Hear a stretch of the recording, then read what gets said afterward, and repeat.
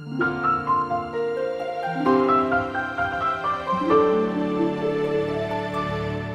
afternoon, everyone. My name is Maura and I'm the Assistant Superintendent for Academics and Support in the school district, and I'm happy to be here with you today. So as you know, going forward, learning as we know it is going to change a little bit. You'll be waking up to a new kind of experience with your students, with your children, and if you're students, you'll be waking up specifically to a new kind of experience. We call it distance learning. So we all know that it's not the best way to teach our children, but it's our best option at this time, and we have spent a great deal of time this week preparing so that the best experience is possible for our students. We just want to, our goal is to continue with the momentum that we've built through the first 2/3 of the school year. So we want it to be the best experience possible. So we know there hasn't been a lot of time to prepare, and we know that you may have several questions, parents and students. So I want to assure you that all of us are in this together. Parents, students, teachers, administrators will get through it. We will surely get through it. We'll be adjusting on the fly as we go along during the early stages, and I encourage you to reach out to your teachers, to reach out to the IT department, to reach out to your administrators, someone that you're comfortable with in the school, and we'll get you some support right away as soon as possible. And we're happy to meet with you or talk over the phone or even have a Zoom meeting if that's how you'd like to chat with us. So I'm very happy to have Heather Bonariggo with me this afternoon. Heather is a parent in the school district, and she's going to talk through with me and all of us some of the concerns that she has as a parent, or on behalf of all parents.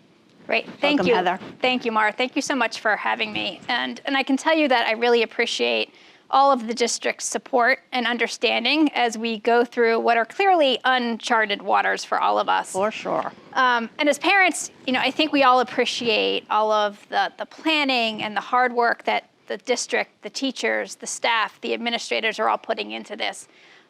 But I think I can speak for all of us when I say we're a little nervous about this and how it's all going to work, and particularly how our role is going to help make this successful as parents. So, I think one of the questions that's most top of mind is we have a lot of parents that are still working full-time on site. We have some that are working full-time from home. Everyone has different schedules. So what are the expectations for parents during this distance learning time? Well, I would say that we know that every home experience is going to be different for our students, so we're prepared for that. And it's also going to vary depending on the level. So the expectations at the high school and high school students is different from the expectations of the middle school, and then changing for the elementary school as well. So I have 2 boys that are currently in elementary school. Okay. So why don't we start there? What does a typical day look like for an elementary school student? Well, first, I will tell you that all of our elementary students will be going home with a Chromebook. Several parents picked them up already today. The students have been working with Chromebooks throughout the school year, so that should not be anything new for them to learn to use. Obviously, the younger students will need some parent prompting, some help along the way, but every student will have that. The students in kindergarten through 2nd grade, they're going to log on to the computer with a generic password, and they will access their teacher's website through that password. And all of the lessons will be posted onto the website. And your students will see programs they're familiar with through school. They'll see Eureka Math. They will see iReady. They will see ST Math. The students are familiar with this. There's also potentially a place where the teacher might do a read aloud, so they'll be on there videotaped. And they'll have an opportunity to conference with their teacher during the week as well. Those directions will come specifically from the teachers on when they'll be available for students. For the students in grades 3 through 5, they will be accessing their work through Google Classroom, and they're quite comfortable with using Google Classroom. They use it during the school day now. So all of the teachers have built and are in the process of building a Google Classroom for the students, again, accessing the programs that the students are familiar with and posting lessons throughout the week. Okay, good. So that's a good lay of the land for the elementary school students. How's that going to look for the older students in our district? I'm sorry, I didn't mean to interrupt you. For the older students, grades 6 through 12, they too will access their lessons via Google Classroom. So from grades 3 through 12, it will all be the Google Classroom platform. And just like in the younger grades, the older grade teachers have been working hard these past few days to get lessons posted. The good news is we have an instructional calendar that's solid. We have a curriculum that's solid. Now it's just delivering the lessons remotely. So again, they will be getting correspondence from their classroom teachers on how to access. There'll also be information on our school district website on how to use the tools, and then all of the information from the teacher will be accessible through the Google Classroom, including there may be videos from the teachers. For the high school students, there may be live instruction with their teacher. But again, those instructions will come directly through that particular class. Okay, so I think you touched upon this a bit, but how are the teachers going to be handing out those assignments, the lessons, and any other content materials that they need to get to their students? So all of the parents should have received at the middle school and high school level, a letter from the principal describing what the school schedule will look like. So a student's actual daily schedule will be followed remotely. So a student should log into the classroom of that teacher during their time of day. That doesn't necessarily mean the assignment is due at the end of the day. We've tried to make it so that students have some flexibility on when they complete the assignments, so that if a family is sharing a computer, for example, there needs to be some equity among their children on when they can get online. But when they log in, again, students are familiar with this. When they log into the classroom of that teacher, they will have the directions from the teacher sitting there for them. Great. So a lot of technology that we've just been talking about. And I think it's really safe to say that families kind of differ in terms of their level of comfort, their familiarity with this type of technology. What are the different support resources that are going to be available if I run into a technical problem and I just don't know how to solve it? Sure. So I'll back up a little bit and say that there are three main tools that we're using. One is Google Classroom, as I mentioned. The other is Zoom, and that is how the teacher may actually be live with students presenting a lesson, or it could be via video. And the third is Screencastify. So with the expectations that have gone home for parents from each building level, there is an attachment that has directions for parents on accessing the technology tools. Again, our IT department is available at any time. We will have a helpline set up during the day. People can call to get answers, or you can always email or reach out to school personnel if that's your preference, and we will get back to you as soon as possible. And then on our website, there will also be a technology page available through the COVID-19 link that exists right now. Within there will be distance learning, and within there will be technology support. Great. So, what, as our students are preparing themselves for this new distance learning, what kind of assignments can they expect to see during this time from their teachers through those various technology channels? So again, it's going to depend. It's going to vary depending on the teacher. The curriculum will be the same, but just like a classroom environment, the delivery from the teacher will vary. There could potentially be some online interaction going on. So a high school student may be told to go on at that particular time of day, and they will see their teacher, and they'll work through the posted assignment with their teacher guiding right there in live time.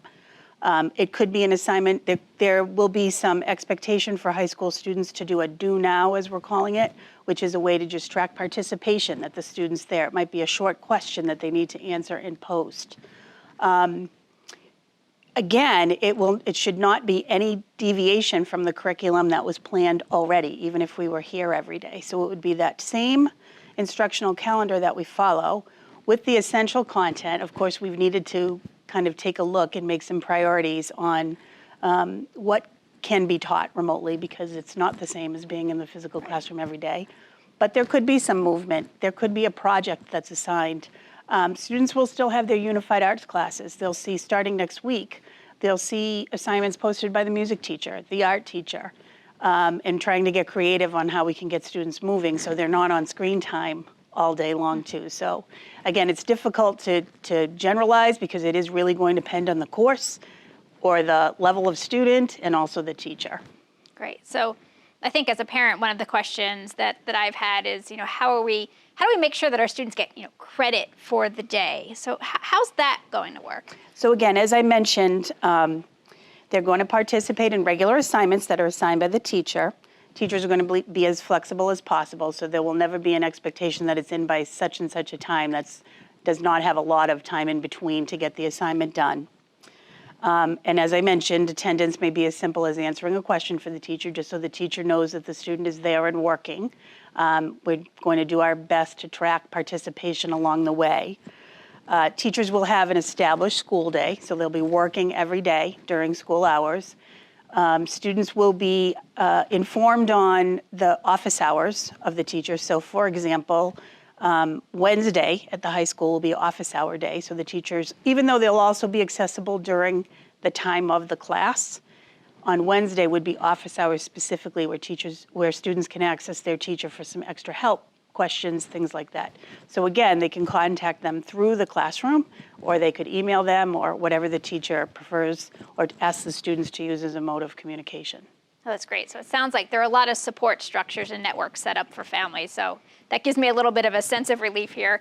I think another thing that parents are wondering about all sorts of things, right? So things like grades and standardized testing and graduation and April vacation or an extension of the school year. I think there's a lot of questions. We probably don't have all the answers, but what kind of insights would you give to parents who are wondering these things? So my best answer is that it's a work in progress. So right now we have been focused on getting the distance learning instruction up and running.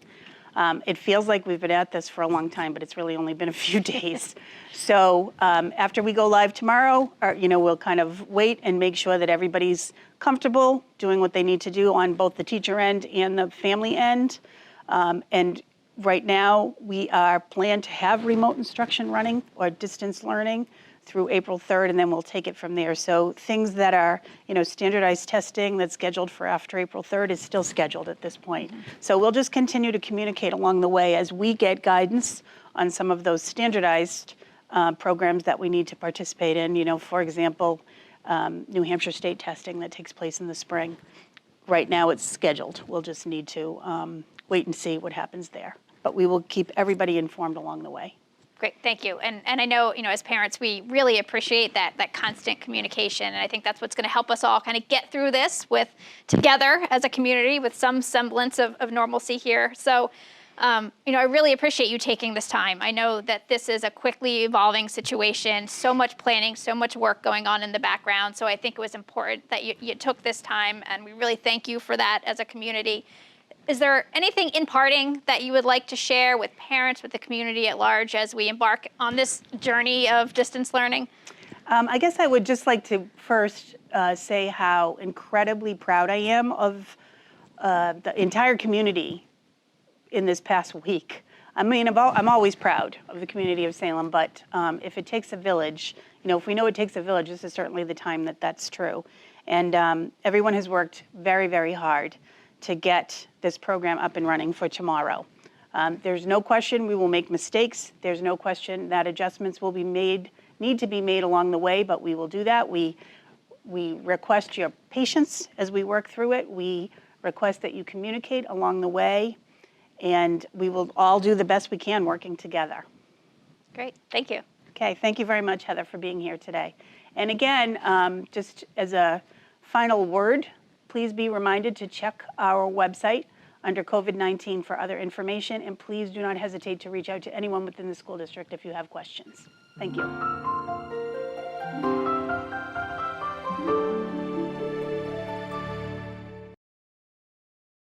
This has been a Salem School District Media Services presentation. Watch this and all SSD media programs anytime on any device at ssdtv6.com.